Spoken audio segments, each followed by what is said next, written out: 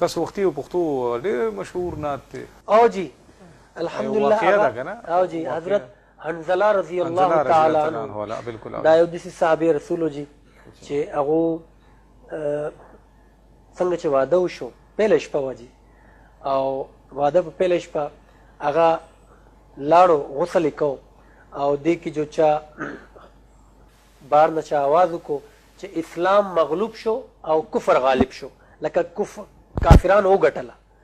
نو حضرت حنظله رضی الله تعالی عنہ پاسېدو، توره راواغسته او حضور علیه السلام ته ځان یې ورسو میدان جهاد ته، او هلته داسې دلیري او بهادري سره هغه الله په لارې کې جنګ وکړو او شهید شو.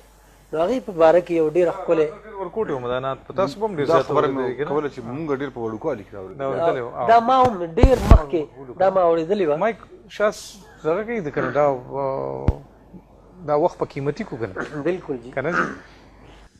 درومې حنظله پاتې کېږي نا غزا کوي، څومره بختور دی چې رسول جنازه کوي. درومې حنظله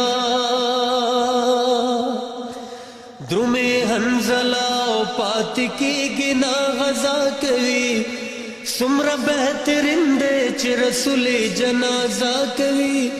درومې حنظله اول شپه دوا دوای، درومې حنظله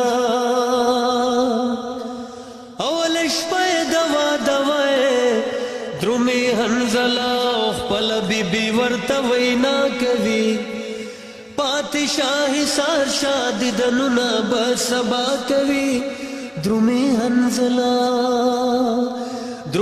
حنظله پاتې کېږي نا غزا کوي، څومره بختور دی چې رسول جنازه کوي.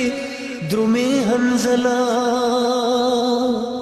حضرت حنظله رضی الله تعالی عنہ خپل بیبي ته په جواب کې فرمایي د رسول الله دیدن چې ونشي. درومې حنظله صلی الله علیه وسلم د رسول الله دیدن چې ونشي.